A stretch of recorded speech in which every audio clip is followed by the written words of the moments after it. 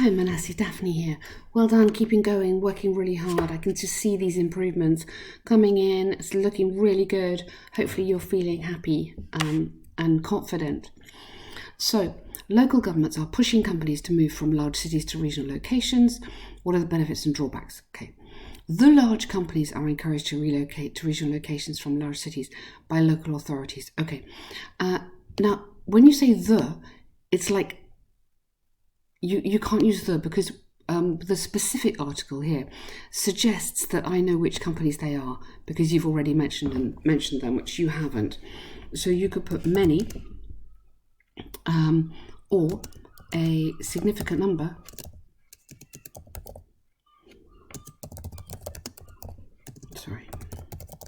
of significance, a really lovely word in IELTS, very useful. Significant number of large companies are being encouraged. You want a passive in here. Being encouraged to do something by somebody, which you've got. Okay, being encouraged to relocate to regional locations from large cities by the local authorities. Excellent. Now, what just little things here, but they are things that are important. Large cities is their word. Large cities is here. You know that if you're going to use the same words as them, you won't score points because you want to use your vocabulary, not the examiner's vocabulary. Same thing here.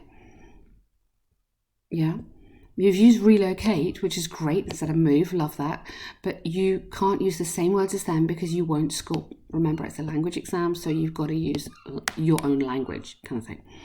This approach has some disadvantages. As cities might lose taxes, good.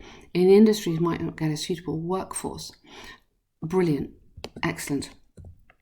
And some advantages, as this could facilitate the regional development and profitability of companies.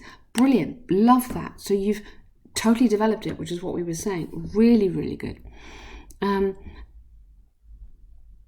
Really nice, lovely. This essay we'll discuss. Okay, good, excellent. Okay, you could use the media in I'm not sure which country you're in, but tell me where you are. Connect this in.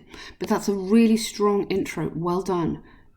Changing that about the not just saying advantages, disadvantages.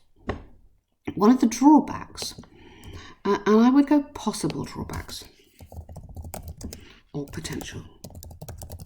So these little words, possible, potential, this, I don't know if you know what I mean by tentative, this tentative language is really useful in academic writing, is that cities will lose taxes, which are often paid by large industries, and I go, and that are crucial for city development. Good. Without them, now instead of repeating cities, you can just use the pronoun there. Might not be enough funds to develop amenities like wide roads, public places, and transportation. Good. Additionally, industries could also, and I would definitely go could, not can, could, might, or may, are really lovely modal verbs, more sophisticated than can and more appropriate because you're making a suggestion. Face difficulties finding employees, as it could, you got it there, be hard to commute to regional locations. Yeah, hard and expensive. Maybe let's add in a bit more to commute to regional locations. Most of the time, major cities are connected with subways, trains and buses, and therefore people can commute there easily. Just move your adverb to the end there. For instance, the Comcast company is now located in the centre of Philadelphia.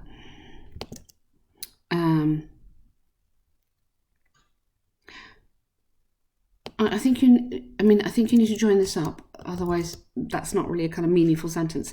And ABC News made an informative documentary explaining how it was beneficial to both the company, which also made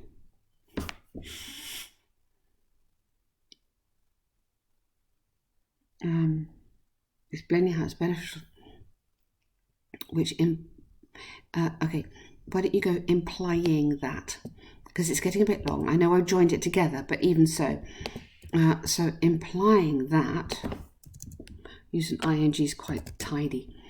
Oops, implying that, moving to I go A, because you don't know which one specifically. A regional location could be detrimental to both cities and companies. Could be detrimental as well as unattractive, unappealing, or uneconomical. I don't think you need to repeat again cities and companies, but that's a really, really good paragraph. Very organised writing. You've really got this idea of the structure of the paragraph looking great. Your ideas are running really, you're developing it. Fantastic. Really, really good here.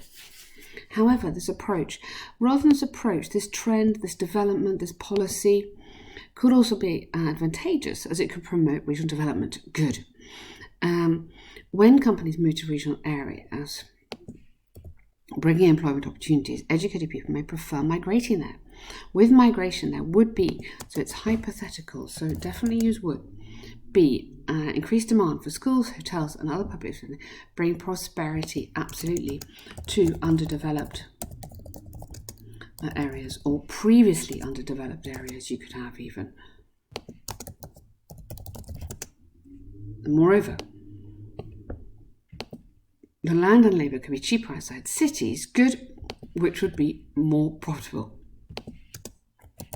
You want a comparative. You're comparing it to if they didn't move, so it's an implicit comparative.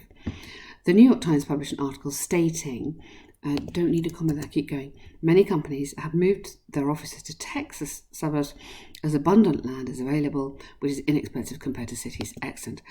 You could have a little word there, recently or lately, something like that, just to make it more real. But again, fantastic paragraph, really flows well. Each sentence is moving on really nicely for the other. You're showing lots of language. I'm just wondering here, in terms of the boosting the grammar, if we could put a conditional. So maybe up here, so implies, so maybe if companies were to relocate, costs and employment problems